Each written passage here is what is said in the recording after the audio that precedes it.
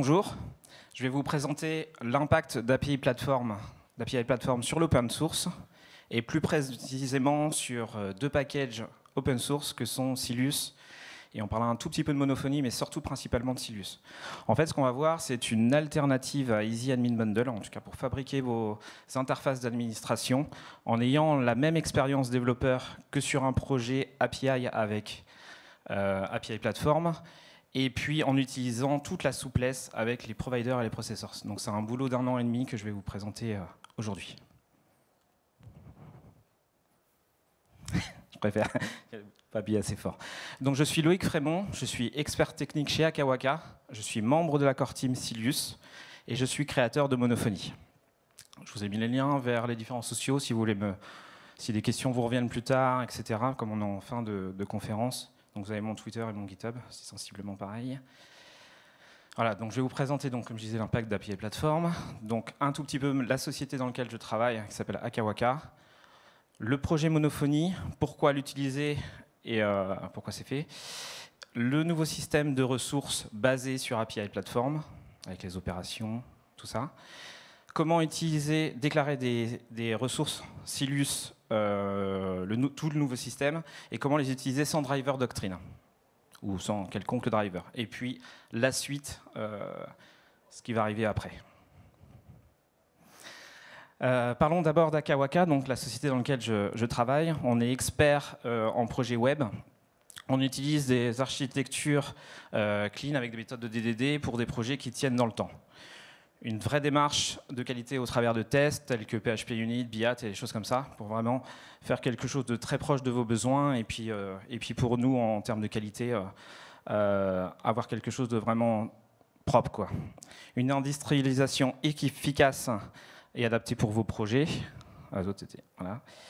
Et on propose des projets en régie, en forfait, pour créer ou intégrer des équipes, etc., en complète collaboration avec les clients. Maintenant, je vais vous présenter Monophonie. Donc déjà dans la salle, qui a déjà utilisé Monophonie?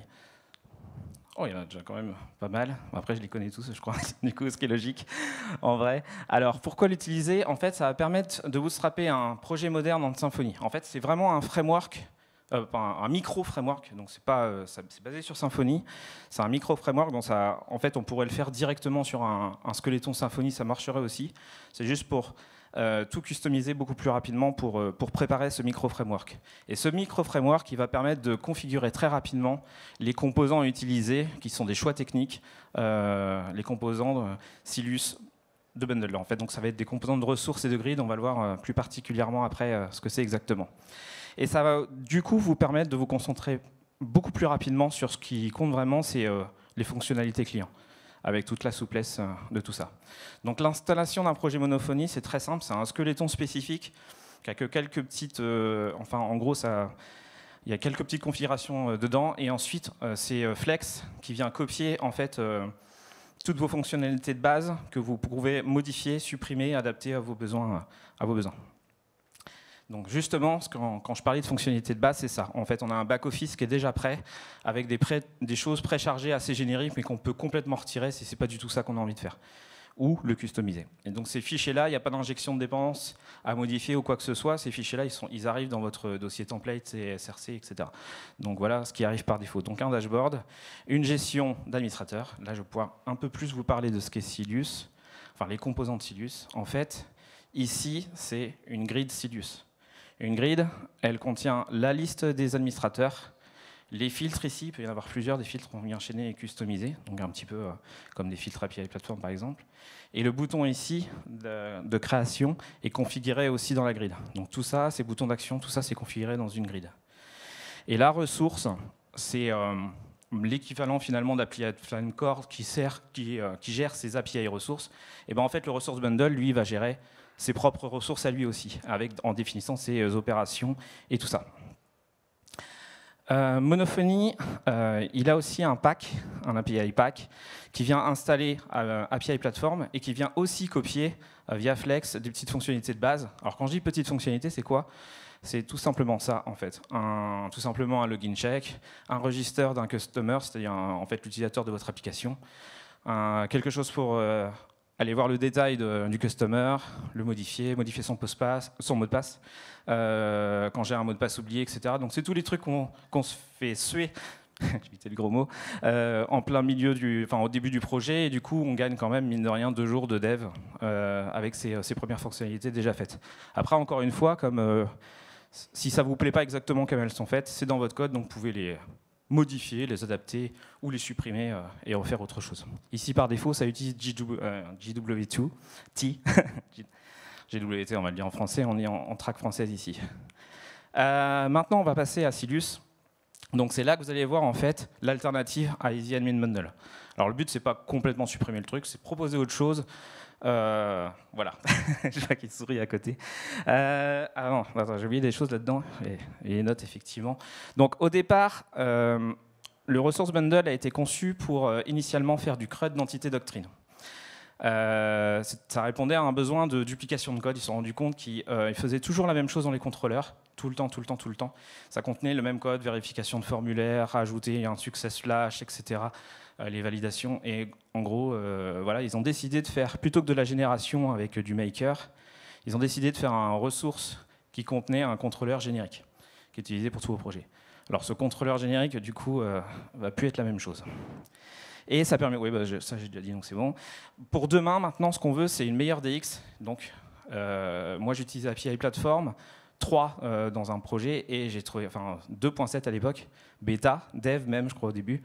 Et je me suis dit, Antoine, c'est génial ce qu'il a fait, et je me suis dit, on pourrait faire exactement la même chose avec la gestion des ressources. Je vais peut-être pas bien expliquer, mais en fait, ça ne remplace pas API Platform non plus. Ça va permettre de faire de l'HTML Twig avec vos interfaces d'administration en ayant la même chose que ce que vous faites avec API Platform. Vous savez utiliser API Platform, vous saurez utiliser cette solution. Et on va aussi permettre de customiser. Oui, c'est bien. Ah non, c'est bon, c'est dans mes notes. Ça va permettre aussi de customiser la couche de persistance pour utiliser par exemple un ERP ou Elasticsearch, etc. Donc vraiment, vous allez voir que vous allez être complètement autonome et délié de doctrine. Donc le nouveau système de ressources. On peut remercier du coup API Platform pour l'inspiration, mais ça vous vous en doutez, sinon je ne serais pas ici. Akawaka, faut que j'arrête de changer de slide. Akawaka et Commerce Weavers qui ont aidé à sponsorer, à payer en fait tout ce développement-là, donc qui sont sponsors de tout ce développement. Et puis Lucas Cruciel, que vous avez peut-être vu à Commerce Weavers avec les petites voitures, et que vous avez vu en talk aussi aujourd'hui, qui a fait toute la review de ce code. Parce qu'en fait, en gros, c'est à peu près 120 pull requests pour faire tout ça. Silius, dans le ressource, il utilise des templates génériques pour faire votre CRUD, ce qui vous permet d'écrire très rapidement un back-office sans écrire une seule ligne d'HTML et de Twig, quoi, surtout. Et en fait, on peut quand même en écrire, c'est customisable, juste qu'il y a quelque chose de générique qui vous permet d'en écrire le moins possible. Et vous avez la main là-dessus. Et donc ici, ça va permettre de déclarer un répertoire de templates génériques dans lequel le ressource va chercher les choses. Ça, c'est plus technique, donc effectivement, c'est plus les utilisateurs de Silius qui connaissent, qui vont comprendre un peu ce principe-là. J'imagine que pour les autres, ça doit être un peu obscur pour l'instant. Maintenant, quelque chose qui va beaucoup plus vous parler, c'est l'utilisation des attributs pour configurer votre ressource. Donc ici, ces ressources, je parlais tout à l'heure avec Antoine, je pense que ça va être renommé en as ressources, parce que ressource, c'est un mot protégé sur PHP, mais il est écrit en minuscule, c'est pour ça que ça fonctionne. Donc on mettra sans doute as ressources derrière. Voilà. Et du coup, en faisant ça, eh bien, ça fait comme votre API ressource, ça enregistre dans Silius la ressource pour être utilisée dans Silius. Donc c'est vraiment tout bête. Maintenant, on va montrer comment ça marche pour faire les opérations, les actions. Pour voir une liste de livres, exemple classique, on va en fait utiliser une index opération qui va vous permettre, voilà, cela. Donc on ajoute soit en dessous l'index ici, qui est une metadata index. Donc c'est l'équivalent du get collection sur API Platform. Donc ça peut être mis en dessous ou être à l'intérieur de operations. C'est vraiment la même DX qu'API Platform. Et rien qu'en faisant ça, ça va générer une route de type index operation comme ça. Ça paraît magique, mais en fait, c'est le comportement par défaut qui fait ça, et c'est complètement customisable. Ce nom de route qui est là, on peut déjà le changer, même le préfixe qui est ici. même l'alias, parce qu'en fait, on peut l'appeler aussi autrement si on veut, les méthodes et le pass, tout ça, c'est configurable. Par défaut, si on met juste index, ça va faire cela. Ensuite, on vous a parlé tout à l'heure de grid pour les index opérations, là, les grids. On va attacher une grid dessus, on va pouvoir utiliser un maker, donc c'est le maker du maker bundle de Symfony. Et avec cette grid, en faisant ça, on va générer une grid comme ça qui vient chercher les champs dans votre base de données de doctrine, enfin, qui vient regarder le schéma doctrine, et qui vient automatiquement créer ces champs. Ici, je l'ai modifié directement un petit peu pour le besoin. Donc la grid, elle étant une abstract grid, et elle dit tout simplement que c'est une grid reliée à une ressource. Ici, c'est tout simplement le nom de la grille, et on lui dit maintenant qu'on veut ordonnancer les livres par nom, tout simplement. On ajoute un champ name, vous voyez, c'est un grid builder, mais ça ressemble au form builder de Symfony. Donc là, on dit juste, ajoute-moi un champ nom avec un label qui est une clé ici. On lui dit qu'il est sortable, c'est fini. Ensuite, un autre field, qui est de type string field aussi. String field, c'est un helper de field.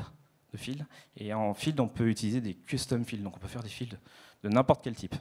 Voilà, donc j'ai fait un autre champ auteur avec un label, et puis j'ai demandé qu'il soit sortable.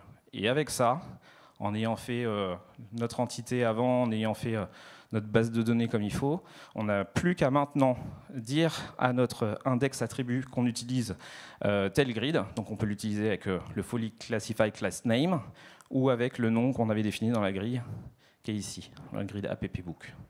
Les deux solutions ont marché, et ça va déjà faire ça. Donc là, c'est pas du fake, ça fait directement ça. Bon, évidemment, j'ai utilisé des data fixtures sur spell dedans, mais c'est juste ça pour écrire ça. Donc c'est juste très très simple. La suite, ajouter un livre. On va utiliser cette fois une opération de type create. Voilà. J'ai mis un form type ici. Ce form type va pouvoir être utilisé dans le create et dans le update. Mais si on a envie de faire un formulaire différent pour chacun, on peut spécifier le formulaire dans le create. Là, c'est juste. Je ne peux pas tout vous montrer toute la documentation en une présentation, ce serait ridicule. Mais voilà ce qu'on peut faire. Create. Et voilà, donc ça va configurer cette route-là avec le get et le post. Donc le get quand on affiche le formulaire et le post effectivement quand on soumet le formulaire. On va du coup ajouter ce bouton. Donc là, ce que j'ai fait comme action, c'est ça configure le ressource pour avoir la route. Et à la grid, on lui dit, tiens, il y a un bouton, une action de création, vas-y, va la chercher. Et donc là, on lui dit un action group. C'est un groupe d'actions. Le main action group, c'est celui qui était en haut à droite, juste ici. C'est des actions type principales. On va les dire, ajoute-moi un bouton créer. Create. Et donc voilà, il s'affiche maintenant ici. Donc voilà, comme on a créé le formulaire avec un makeform par exemple, on ajoute les champs. Si on n'a rien mis, c'est la validation de Symfony. En fait, il n'y a pas vraiment de magie noire. En fait, c'est juste préconfiguré par défaut, mais vous avez vraiment accès à tout, et c'est tout ce que vous connaissez déjà sur Symfony qui fonctionne là-dedans. Et là, quand vous avez rempli correctement, voilà, votre livre est créé avec succès. Maintenant, pour modifier un livre existant, on va rajouter ce qu'on appelle le update, une action d'update. Donc c'est le put ou patch sur API Platform. Voilà, donc ici, ça crée une route de type update cette fois, avec le post en plus, parce que je vous rappelle que en HTML, normalement, c'est que get ou post.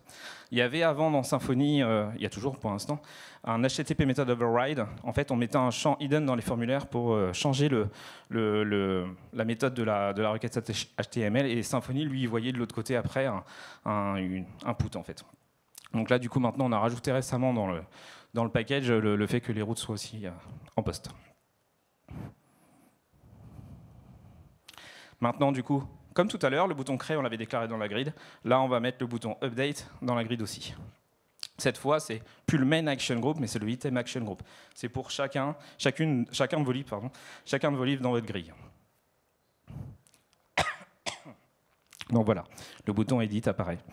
Vous avez vu, c'est super simple, hein, ça va super vite. En gros, pour faire un CRUD sur des ressources, si on ne fait pas les tests et qu'on veut poker comme ça, en 10 minutes, on a fait un CRUD simple.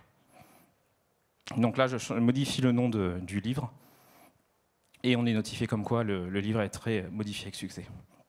C'est pareil, même tous ces champs, c'est configurable, tout ça, pour avoir le texte que l'on veut. Pour supprimer un livre, donc le delete, je pense que vous avez déjà deviné tous, on va aller un petit peu plus vite. Voilà, donc ça va configurer l'opération de type delete. Je vais peut-être être un chouïa vite quand même. Voilà, on delete post.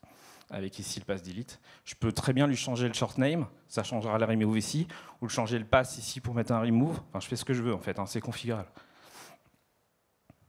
Maintenant, je pense que, est-ce que vous devinez où on le met? On le met en dessous du bouton update. Voilà, on remet le delete action. Et il apparaît. Franchement, ça va vite, hein, ça va. Vous êtes. Ah, pardon. Imaginez-vous en train de faire la même chose que ce que vous voyez sur les slides. Enfin, en gros, ça va quasiment aussi vite à écrire, quoi, avec l'autocomplétion. Donc, vous voyez à la vitesse à laquelle ça peut aller pour faire un back-office. On a, du coup, confirmé comme quoi c'est OK, quoi. On avait effectivement une modale derrière.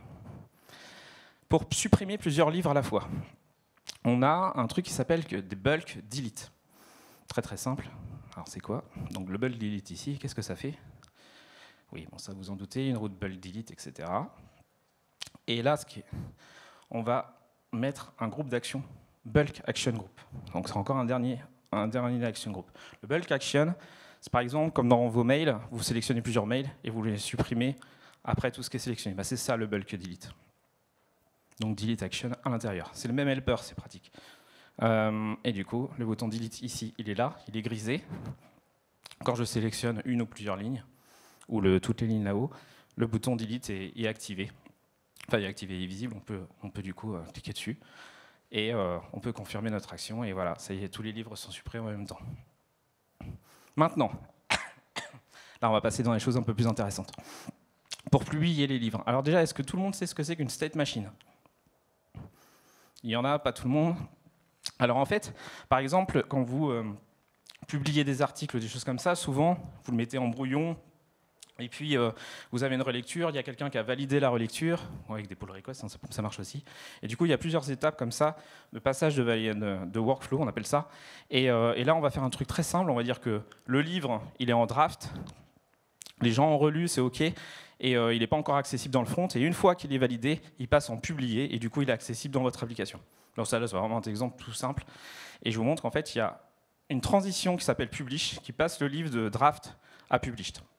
Ce qui est super avec les workflows, c'est qu'en fait, on peut faire plein de contrôles d'un passage à un autre, et on peut du coup faire des actions en plein milieu, genre envoyer des mails, etc. Et c'est vraiment très très très puissant, les workflows.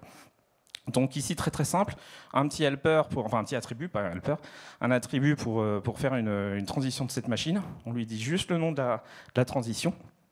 Voilà. Et ça va créer une route avec le nom de la transition dans le nom de la route et dans le pass, évidemment. Et là, je vous mets juste, en fait, c'est pour que vous puissiez reproduire plus tard chez vous, si vous avez envie d'essayer un peu tout ça. Je vous ai mis un peu tout le code de ce qui est fait. Ça, c'est juste, on rajoute un champ dans la grille pour voir que le livre est en draft ou en publié. Donc là, c'est plus pour ceux qui connaissent bien Silus, c'est assez intéressant. On a effectivement un directory de label dans lequel il vient chercher un template. Là, si le livre il est en draft, il vient chercher automatiquement dans le bon directory. Et comme il est en draft, il vient chercher le draft.html.twig. Là, on lui dit qu'on veut un bouton de type bleu avec une icône inbox, et puis c'est tout. Et donc, elle va s'afficher en bleu, comme ça. Voilà. On va ajouter le bouton de transition dans la grid avec un apply transition action. Encore une fois, c'est un helper de action, hein, qui est le truc générique. Et voilà, on va lui donner le nom, tout simplement. La route à appeler, les paramètres de la route. Ressources, c'est le book, en fait, directement.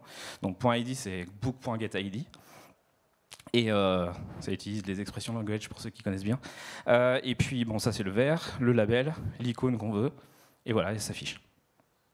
Super simple. Donc là, j'ai appuyé sur le bouton, ça a publié le livre. Je vous montre du coup dans la grille. On voit qu'ici, ils l'ont publié. J'avais pas de template HTML pour le publier. Il en a pris un par défaut, donc c'est pour ça qu'il est gris. Voilà. Maintenant, vous allez me dire, on a parlé de provider, de processors depuis le début. C'est l'intérêt d'API Platform 3. Enfin, c'est tout ce qu'a... Vous avez vu la conf de Ryan Weaver ce matin aussi, qui expliquait plein de choses avec les providers et processors. Ça va être ça l'intérêt, vraiment, de ce que vous pouvez faire. Là, c'est bien joli. Je vous ai montré comment faire un CRUD très rapidement. Mais on a besoin de choses plus poussées dans la vie que juste ça. Donc là, je vais faire la même chose, mais en utilisant un processeur. Donc je vais utiliser la méthode d'update, parce qu'en fait, finalement, c'est modifier le livre, le publier. Je vais faire exprès de mettre les mêmes méthodes, le put patch post pour vous montrer que ça fait la même chose. Le petit short name, comme je disais que c'était configurable, je lui dis que c'est un publish. J'utilise un processor, publish book processor. Et là, le validate false, c'est juste pour lui dire, il n'y a pas de formulaire, tu n'as pas à valider ma ressource, c'est juste le workflow qui va appliquer la transition uniquement. Et c'est lui qui va vérifier que la transition puisse être appliquée. Voilà. Donc la route, c'est un copier-coller, en fait, c'est la même chose. Ça donne exactement le même résultat. Donc déjà, cool. Le processeur maintenant. Donc en fait, il implémente un processeur interface. C'est pas tout à fait le même que celui d'API Platform, mais presque identiquement. Il faudra juste faire attention quand vous avez les deux en même temps, parce que sur les projets Silius, vous avez de l'API Platform, donc il faudra juste faire attention à implémenter la bonne interface, à ne pas se tromper. On injecte ici le workflow de Symfony. Et le persist processor, c'est vachement bien parce que vous avez vu ça aussi ce matin avec Ryan. Le persist processor, le remove processor, tout ça, c'est les mêmes choses qui sont dans Silius. Donc ici, on va vérifier qu'on peut appliquer la transition publish. Et maintenant, on applique la transition publish. Et on appelle le persist processor, puisque là, je suis dans une entité doctrine, c'est facile. Ça vient enregistrer en base de données. Donc là, je vais publier le deuxième livre juste en dessous. Et vous pouvez voir qu'effectivement, il est publié aussi. Donc ça marche exactement de la même manière, sauf que vous avez utilisé un processeur. Donc vous voyez déjà après toute la souplesse que vous pouvez avoir derrière. Pour publier plusieurs livres à la fois, l'équivalent tout à l'heure du bulk delete, le bulk publishing, du coup, on va le faire tout de suite. On a cette opération de type bulk update. C'est quelque chose qui n'existait pas du tout avant sur Silius. Le fameux ressource controller, il avait toutes ces actions qu'on vient de vous montrer, sauf celle-ci. Pardon. Et du coup, on va configurer le bulk update avec un short name bulk publish, le processeur publish book processor, et puis encore une fois des activations du formulaire. Donc ça configure la route qui va bien avec le short name bulk publish, les méthodes, le pass. Jusque là, c'est très simple. On va l'ajouter l'action dans les bulk action group. On a là, du coup, c'est l'action vraiment générique. Pour une fois, je vous ai jamais montré le helper générique qui s'appelle action. Voilà, avec le publish, apply transition, le label, les options, voilà, avec la route du bulk publish qu'on appelle, et puis la petite classe green pour que ce soit en vert quand on publie, quoi. Voilà, donc du coup, vous apercevez déjà ici le publish qui apparaît. Je n'ai pas fait grand-chose. Hein. Bon, il a fallu déclarer quand même dans le grid cette option de dire que c'est l'action custom publish. Mais je vous passe les détails de toute la doc de Silius non plus quand même. Donc voilà, donc j'ai sélectionné plusieurs livres, là juste en dessous. Je les publie. J'ai une petite fenêtre de confirmation. Et bam, les deux autres livres sont publiés. Donc voilà, vous avez pu remarquer, en fait, j'ai utilisé le même processeur qui se faisait sur une seule ligne. Donc comment ça marche? C'est juste qu'il y a un bulk processeur au-dessus qui vient itérer sur les datas et qui du coup vient appliquer ce processeur. Alors vous allez me dire, bah oui, même pour des questions de perf, si j'en ai pas mal et que j'ai pas mal de choses à faire, il y a peut-être quelque chose à faire. Donc plus tard, je pense qu'on fera aussi un bulk processor qu'on pourra mettre aussi dans nos attributs et customiser notre gestion des lots, genre en utilisant avec Messenger ou avec des choses comme ça, la gestion de batch. Pas ça, suivi, mais en tout cas, ça peut être intéressant, mais c'est pas encore fait, hein, ce que je viens de dire. Donc, grosse partie maintenant, c'est justement, vous avez vu tout à l'heure qu'on avait configuré nos ressources dans nos entités doctrines, mais nous, on est en archi-DDD et des choses comme ça, donc on va vouloir faire autrement. Donc là, le but, ça va être d'enlever les doctrine drivers sur la ressource, d'aller chercher des données via les providers, et d'aller faire ce qu'on veut, donc persister les données, par exemple, avec les processeurs. Je vous ai pris un exemple tout con. On va manipuler un fichier CSV, pour l'exemple. Ça parle à tout le monde, les fichiers CSV, c'est pratique. On n'utilise pas un ERP avec de l'API derrière. Là, on fait un truc très très simple. On vient lire un fichier de jeu de société avec l'UID qui est devant, le nom du jeu et la description.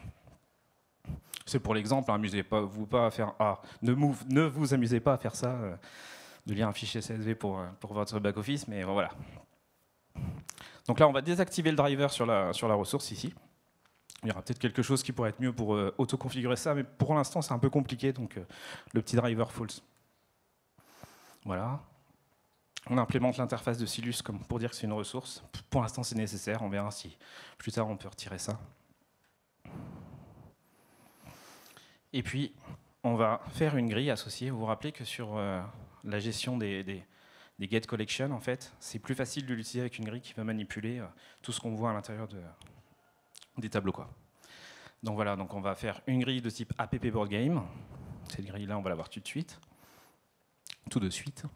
Donc alors, cette grille, on dit qu'elle est attachée à cette board game ressource qu'on vient de faire. Et là, en fait, il faut savoir que le composant grid, actuellement, en tout cas pour l'instant, c'est un peu une épine dans le pied pour l'instant, mais c'est comme ça que ça fonctionne, c'est qu'il est autonome du ressource, ce qui fait qu'il a son propre provider pour aller chercher les données. Donc je vous ai parlé des providers d'API Platform, mais c'est un tout petit peu après qu'on va le voir. Ici, c'est un provider spécifique à la grid. Et ce provider de la grid, elle demande en fait à que ce soit... Elle implémente un data provider interface qui, lui, n'est pas chiant du tout, puisqu'il demande juste un get data. Il s'en fiche de ce que ça retourne. Il a ici un grid qui est la configuration de la grille, et les paramètres, c'est ce que actuellement les valeurs qu'on a en paramètres de grille. Genre, par exemple, ça peut être la page courante, des choses comme ça. Alors, du coup, ici, on vient lire les fichiers CSV. Je vais montrer sa méthode juste après. Donc, on récupère le contenu du fichier CSV, on met ça dans un tableau. On récupère à l'intérieur de ce tableau l'ID, le name et la short description. Et pour chacune des données, on instancie une ressource. Le board game ressource avec ce qu'il faut. On retourne un pageur Fanta. Je ne sais pas si vous connaissez cette librairie, mais en tout cas, c'est beaucoup utilisé dans Silus. On pourrait faire complètement autre chose, comme je vous disais, puisque là, il demande... Là, j'ai mis pageur Fanta ici, mais en fait, on peut retourner ce qu'on veut. Donc là, j'utilise pageur Fanta avec un array adapteur de data. Et je vous ai montré vite fait le getFileData, voilà, un array PAM de str, getCSV. Vous avez tous fait ça un jour avec le fichier CSV que je viens de lire. Et voilà, et ça fonctionne. Et le truc super, c'est que la pagination aussi fonctionne. Et en fait, c'est tout simplement le ressource qui, lui, envoie la page courante dessus. Enfin, non, c'est pas il envoie, c'est pas vrai. Il voit que c'est un pageur Fanta au niveau du retour.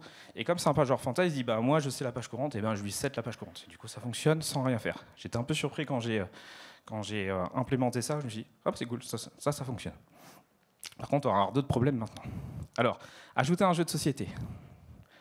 On rajoute ce fameux formulaire-là sur la ressource. Le processeur pour le create, parce que là, cette fois, il va falloir enregistrer dans le fichier CSV. Donc on implémente le processeur qui ressemble à celui d'API Platform. Et du coup, on va vérifier qu'on a la bonne ressource pour ce processeur. Ça, c'est juste un petit check au cas où on se serait trompé à un moment en mettant le processeur sur une ressource qui ne correspond pas du tout à ce qu'il gère. Donc c'est un petit check rapide, c'est plus pour le développeur. Et puis là, on va tout simplement ouvrir le fichier CSV et ajouter la donnée à la fin.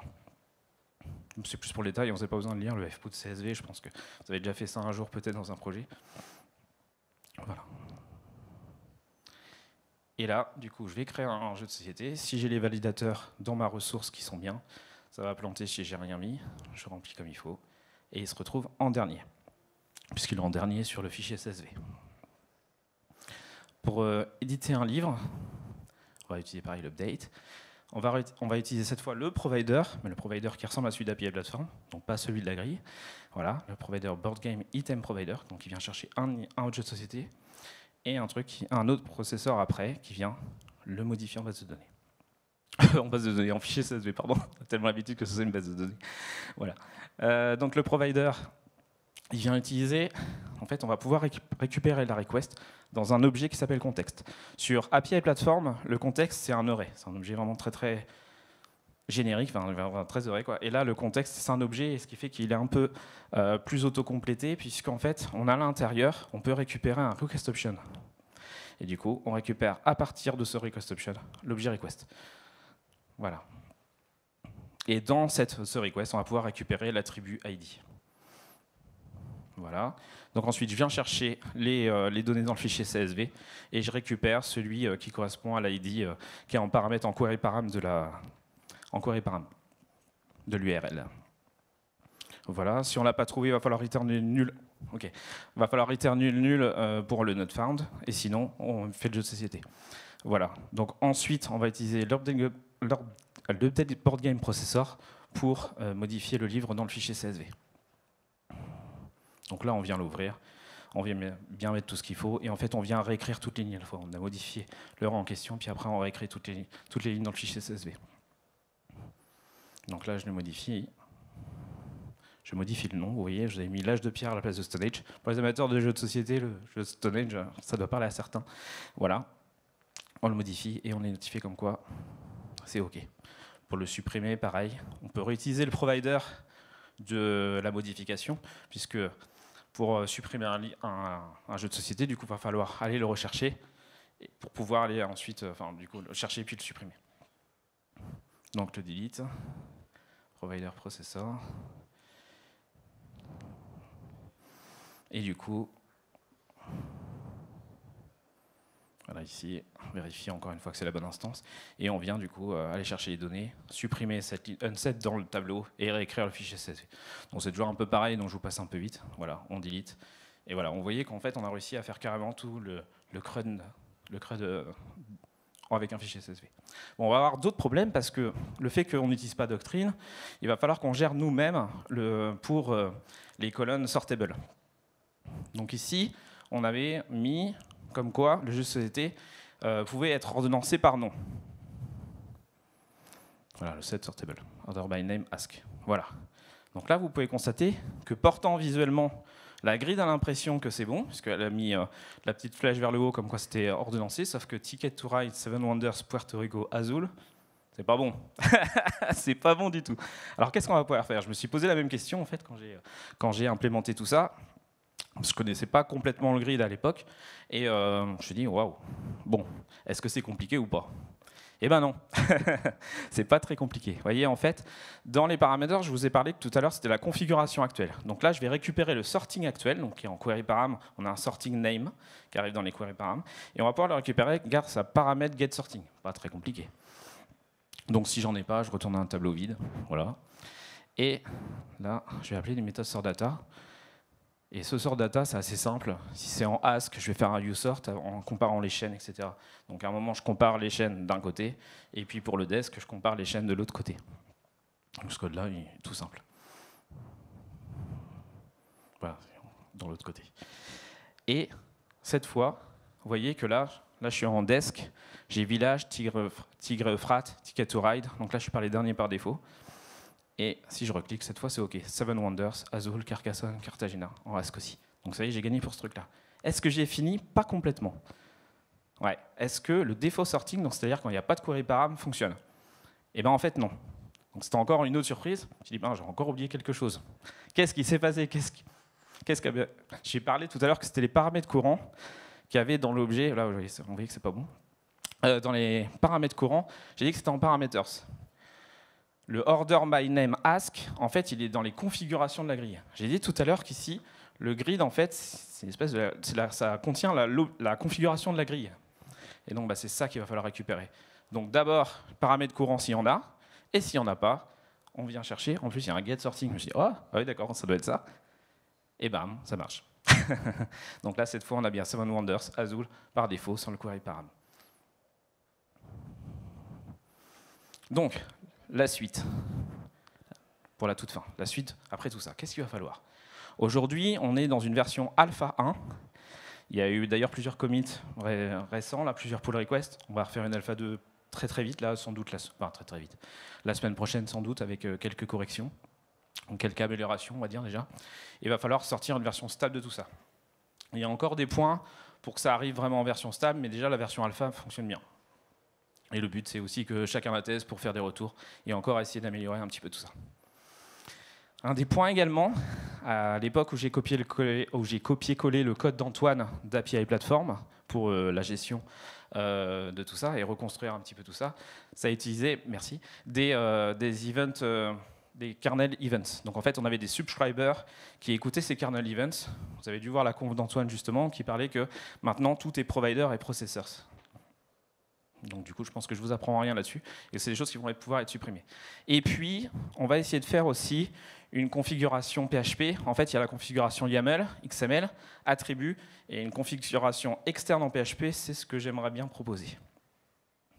Donc là, c'est les remove kernel events. Donc ça, c'était la doc d'API Platform. Vous voyez ce que vous aviez là, le add format listener, read listener et tout ça. Bah, ça, on a un peu l'équivalent justement sur l'API Platform, sur le Silius Ressource. C'est un peu les mêmes qu'il y a de dupliquer et c'est des choses qu'il va falloir aussi faire pour vraiment sortir la version stable sans tout ça. Donc ça, c'est la PR de Soyuka. Comme il en a suffisamment parlé, je pense que je n'ai pas besoin de revenir dessus. Donc la configuration PHP, parce que je parlais tout à l'heure de l'impact d'API Platform sur l'open source. Enfin, c'est le titre de mon talk, donc c'est ce que je n'ai pas arrêté de parler. Et là, ce que je me dis, c'est que, bah oui, mais l'open source, ça doit apporter API Platform. Il y a toutes les contributions, mais il y a aussi les mainteneurs des autres paquets, qui ne sont pas concurrents. Ça ne remplace pas API Platform du tout. La preuve, hein, c'est pour vraiment du back-office en HTML Twig. Et on se dit, ben, ce qui a été copié et bénéficié sur l'un, ben, on se dit on peut continuer à améliorer aussi de notre côté et apporter ça sur API Platform. Et donc, ce que je parlais comme configuration PHP, ça j'en ai parlé un tout petit peu à Antoine, à Kevin, Douglas, et un tout petit peu, et on a regardé un tout petit peu tout ça. Ça pourrait être quelque chose, c'est en discussion, comme ça, voilà. Mais je vous présente comme quoi, ben, on pourrait avoir un configurateur, un ressource configurateur, là c'est le côté Silius. On lui dit, ben, tu peux, enfin, donne-moi, enfin, pardon, dans le configurateur, je dis, j'ai une ressource de type ressource book class. Donc, en fait, ça, c'est l'attribut que vous utilisez en PHP attribute dans tout à l'heure l'entité. En fait, vous l'aurez utilisé pour l'instancier directement, comme vous instanciez directement cette classe. Voilà. Donc, c'est la même metadata que vous aviez tout à l'heure dans vos entités doctrine, par exemple, ou dans votre ressource. Et après, ben, on lui redonne, on a en fait des withers à l'intérieur, donc on lui donne le root préfixe, les opérations qu'on veut dedans, une deuxième ressource en dessous, qui est la même, avec les subscriptions, pardon, et qui a une autre opération à l'intérieur. Voilà comment vous pourriez effectivement configurer vos opérations, plus dans la ressource, mais dans un fichier externe. Et puis la même chose en API Platform, donc avec un configurateur. Et là, cette fois, on fait un API ressource. Avec bon là j'ai pris root préfixe en admin, c'est pas forcément très intéressant en API Platform. Et puis le get, collection, post, put, delete qui sont les trucs d'API Platform, enfin les opérations d'API Platform. Voilà. Donc le but c'est ça, c'est vraiment une collaboration et des inspirations un peu de tout le monde. Et quand chacun peut aider à collaborer, et ça c'est génial. Et c'est vrai que c'est super de voir ces collaborations entre les projets. C'est pour ça qu'il y a des gens de Silius qui utilisent API Platform pour leur e-commerce global, qui viennent discuter avec des contributeurs comme Kevin, etc. Et il y a des bons échanges. Et c'est ça qui est super dans l'open source, c'est que les librairies s'entraident et reprennent leurs bonnes idées et s'échangent des choses chouettes. Et c'est ça que j'avais envie de montrer aujourd'hui. Merci.